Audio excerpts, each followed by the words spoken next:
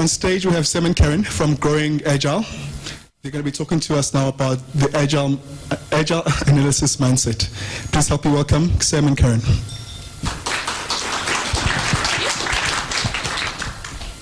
Thanks. Yes, this is on. So I think it was it the first Agile Africa? Yeah. We did a talk on the Agile testing mindset, and we're surprised how successful it was, and we thought, hey, let's try that again with analysis this time. So that's what this is about. I'm Sam, and that's Karen. Yes. And we work for a company called Growing Agile. It's just the two of us. And what we love doing is helping teams and individuals become more agile. Or eat bacon-wrapped cheese. We also make bacon-wrapped cheese sandwiches with no carbs for anyone who's interested.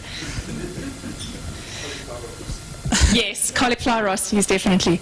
Cool, so to those of you here early, we're going to start with an exercise. So this is to get some blood flowing. Stand up if you've ever read a requirements document.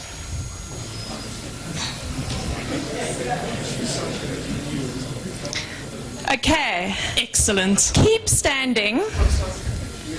No, we're getting there. Keep standing if you've read every requirements document you've ever got, cover to cover. And that's kind of the expected behavior. That's kind of what we expected. Okay, so the way we're going to structure this talk, we're going to talk about 5 mindset principles, and we've structured it similar to the Agile Manifesto and our testing manifesto, which is some value over some other value. So it doesn't mean the other things shouldn't exist. It just means we like to value some things more.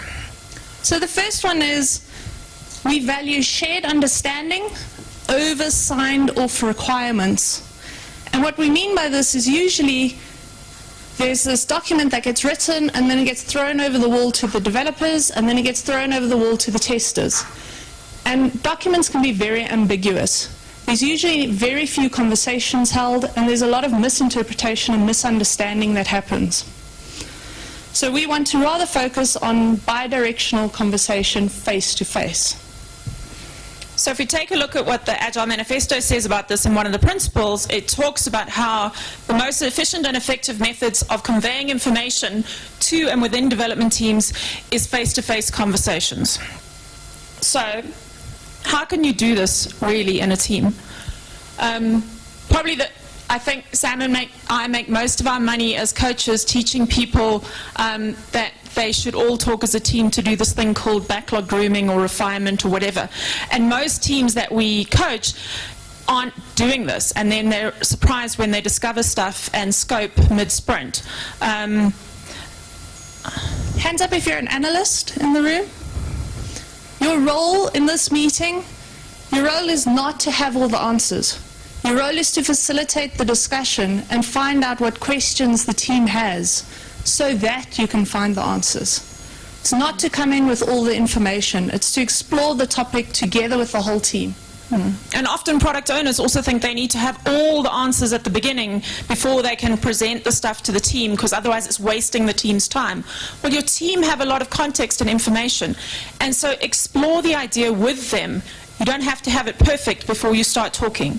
The other thing we like to say is the goal of a backlog grooming session or any session where you're talking about requirements is that every single person in the room walks out of the room with the same picture in their head. And a picture is worth 1,000 words. So to do that, you need to help draw a picture or something, but you can no longer go, but it was in the spec and you didn't read the spec. That's not what we're focusing on. We're focusing on is everybody leaving the room with the same picture in their head as what the customer has in their head. And your job is to help facilitate that happens. And the best way to do that is bidirectional. Well, this is how I'm seeing it. Is that what you intended? Oh, no, you've misunderstood me. And so only through conversation can you figure out if people have understood you. You can't do that through a document. So that was shared understanding over signed off requirements. So the next one is user advocacy over contractual deliverables. So again, often we focus on getting the specification 100% correct. And that's what we are contractually obliged to deliver. And what we're saying is rather focus on making your client happy. Sometimes what they ask for and what they think they need is not what's going to help them in the end. Rather focus and try and figure out as quickly and as early as possible how you can make that client happy. So less focus on 100% correct specification and more focus on, are we making our client happy? And sometimes your client and your user are two different people. I once worked on a project where we delivered on time and on budget, and it was a complete failure because no one had asked the users what they wanted. So we delivered a system, and then we got to write version 2 where we did what the users wanted. It was very successful for us as an outsourcing company. And so what we want to say here is also it's about getting user feedback as quickly as possible. You are not your user. You will never be your user. And so part of the role here is to think about how can we get real users involved in giving us feedback. Again, the manifesto says business people and developers must work together daily throughout the project. And I like to extend this and say not just business people, but your users or customers or whoever's actually going to be using what you're building to do some real business problem. Those are the people that need to be talking to you. So some techniques for this. Some great techniques come from the UX world, which is user experience. You can use paper prototyping. This is an easy, cheap way for you to quickly see if what you're going to be giving is what the end user is looking for and if they can interact with it. Another technique is user interviews. So go and interview a user to discover what the real problems actually are before you make assumptions and write it down in a specification. Personas are also something that can help development teams understand who the users are and identify with them. I was once working on a project, it was the worst project, the worst piece of software I'd ever seen. It kind of looked like RegEdit, and it was built for accountants. And I asked the team who were working on it who used the product, and nobody knew. They had no idea of who the people were, what their job titles were, what part of the department, they had no idea who used their products. So even if you can't get to your users, can you have some personas that help your team identify with and empathize with the people who are using your product? Are they accountants who care about lots of numbers matching up, or are they someone who's been in IT for 20 years and if you give them a wizard that's going to take them 10 steps to do something they can do in a command line, they're going to get really annoyed? Have some empathy so you can start to build the right things. Do you want to talk about the scheduling interviews thing? So a technique that some UX teams use is that they schedule users to come in every week. 3 users will come in. So if you've ever been in the UX world, it's really difficult to get in users. So what they rather do is they just schedule. Every week there will be 3 users on Wednesday from 10 to 12. And what the team does is the day before, on the Tuesday, they decide how best to use those users. Sometimes they have them test what they completed in the sprint before. Sometimes they have them use something that they're currently busy with in the sprint. And occasionally they just do interviews with them and paper prototyping based on some grooming that they've done. So they have this regular cadence of every Wednesday we meet with users and get feedback. Instead of having to decide now is a good time to go get user feedback, just schedule it, have it there, and then you will use it. Cool. Next up, we want to talk about problem exploration over solution design.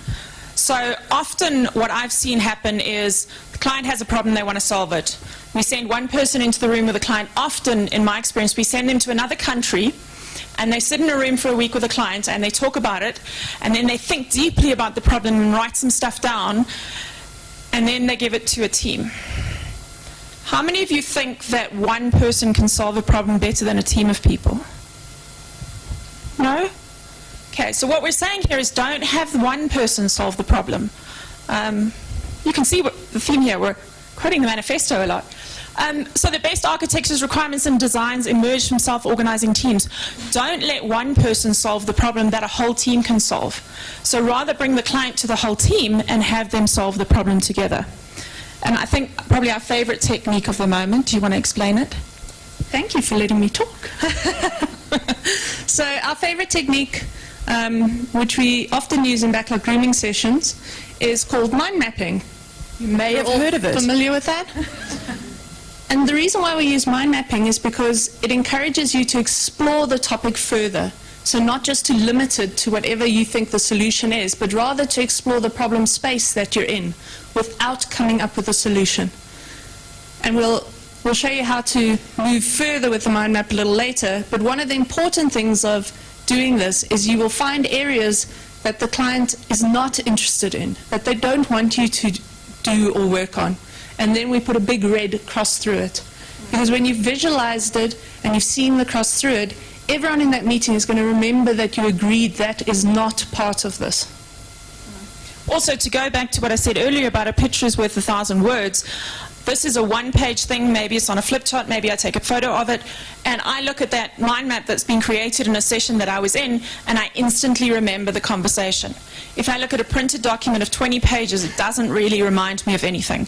And so what we really like about these is, particularly for visual thinkers, I'm a visual thinker, I literally see the thing and I see the cross and I remember the entire conversation. And what we're saying here is understanding requirements and understanding what customers' needs is about a conversation, and this is a simple technique to document enough of the conversation for you to remember what happened. So next up, we've got useful documentation over complete specifications. And what we mean here is, all of you earlier when we asked, had you read the document cover to cover, the majority of you sat down. We are all so used to just sifting through the document to find the couple of pages that is relevant to us and only reading those couple of pages in detail. The rest of the document might as well not be there because we don't read it. So what we're saying is, before you even write the document, sit with the people and find out what they need documented.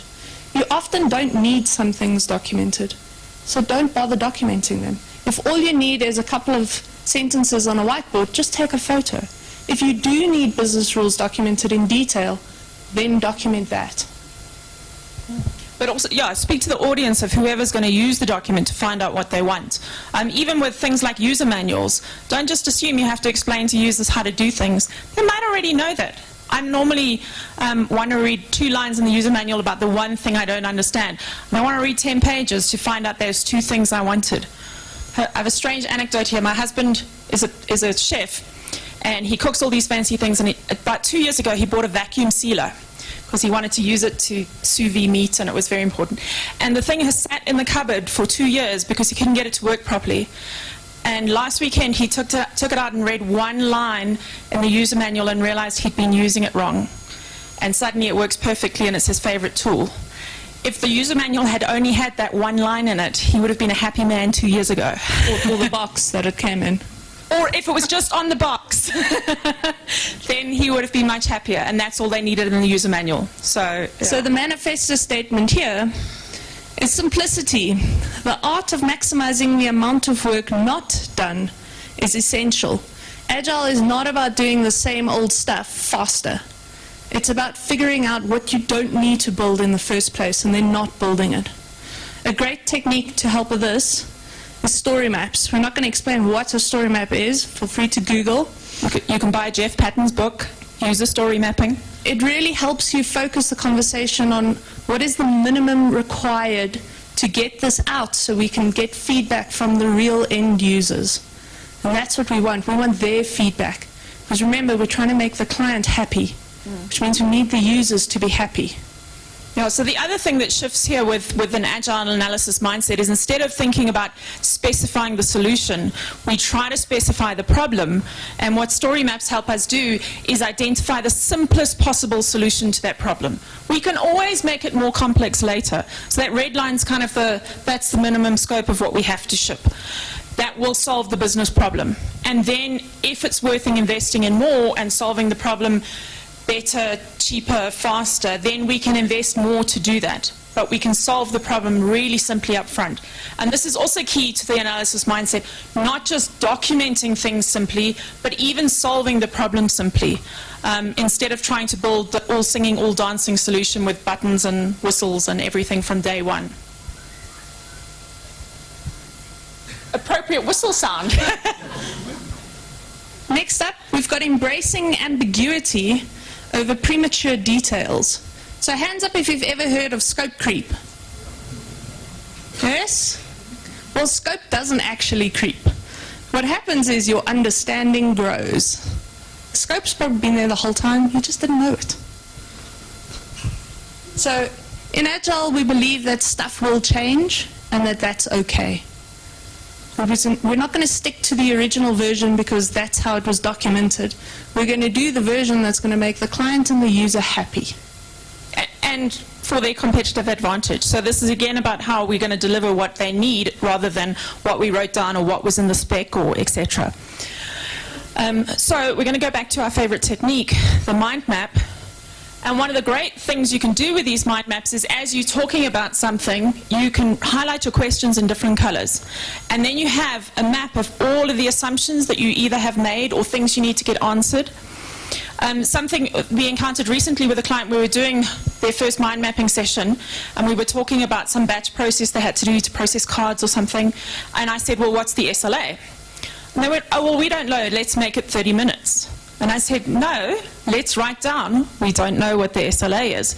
Because I've seen this before. Someone agreed 30 minutes, and then the developers had to implement it. And in the first version, 30 minutes was fine.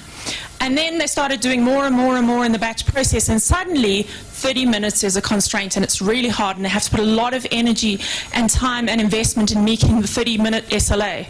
Do you think those developers might want to know that that was just made up on the spur of the moment? So rather make explicit that you don't have an SLA and it should be reasonable than just, well, we don't know what it is, so let's make it 30 minutes, that should be fine. And so that you can highlight in your mind maps this way. And then there might stay open questions for a long time, and that might be okay. But at least everyone knows what's specific and what do we know in concrete and what is still an outstanding question. So this is our wrap-up slide. The single tweetable slide. Yeah, so Sounds take good at photos and those. tweet. This would be the slide. So I'm going to read through the 5, well, Karen and I can take turns reading through the 5 statements again. And we want you to really think about them and think about whether this is possible in your work environment. So the first one is shared understanding over signed off requirements. The next one is user advocacy over contractual deliverables. Problem exploration over solution design. Useful documentation over complete specifications. And lastly, embracing ambiguity over premature details. So just for you, Aslam, we have another exercise. So stand up if you think you could live by this in your organization today. Flick back so that they see it. Yes, stand. If you think you can, please stand. How many of the people standing are business analysts? Put up your hands. Yay. Nice. Yay. So we don't think it's going to be easy. You can all take a seat again. We think it is going to be tricky, but we're trying to change a mindset, not anything else. We're just trying to make you think more about the end user than anything else. And again, as we did with our testing manifesto, that I didn't actually do it once in the talk. I thought I was going to. This is not the business analyst manifesto. This is the Agile Analysis manifesto, because everyone can do this. It's not just one person's job to enforce. It's the whole team can own the analysis and own solving the right problem for the client. Cool. So we've left at least 10 minutes on purpose so that we can take any questions if you've got specific things. So question away. Shall we use mine? I'll take the first one. Oh, me too. See, I don't need a mic either.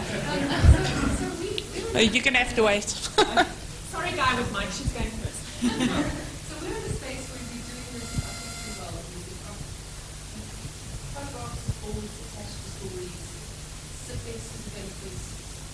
It's a really good conversation. And then we've got a struggle with some people always say, but how do I know what the system does if I bring on board a new person? So we're in a strange world of retrospectively documenting a little bit. Or it might be a bit for the sake of it.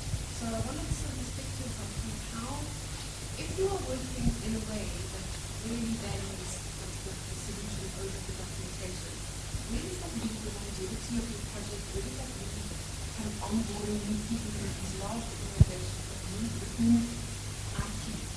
So it says useful documentation. Just use this because I don't think, and just repeat what you were saying. So she's just saying, in a case where you might have to onboard people to learn about your system and you haven't got any documents because you've been doing it this way, what do you do? So what we're saying is useful documentation. And if it's a need of your team to onboard people, you should have sufficient documentation to onboard people.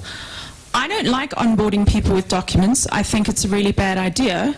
What I did in a previous company is we had a business analyst who knew the system awesomely, and he was leaving, or I think he was going away for a sabbatical for a few months.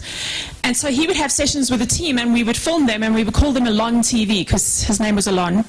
And they became a huge hit, and people were like, please can we have more Alon TV? And even the developers who'd been there for a while were like, oh, we don't understand this area, can Alon do a session on it? And we'd record it and people would go back and watch it. So maybe you don't need a spec, maybe you need Alon TV, I don't know.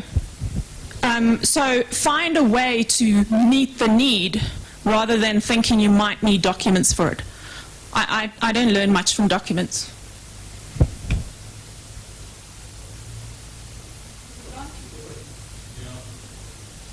The lady without the mic asked my first question, so that was just longevity of RP and not losing RP either from the BAs or from the developers. The second thing was for me non-functional requirements, how those catered for within the Agile space, because quite often a lot of problems we have is developers doing what's required for the system but making it in a way that is difficult to run with any longevity. You start to run into non-functional problems in production.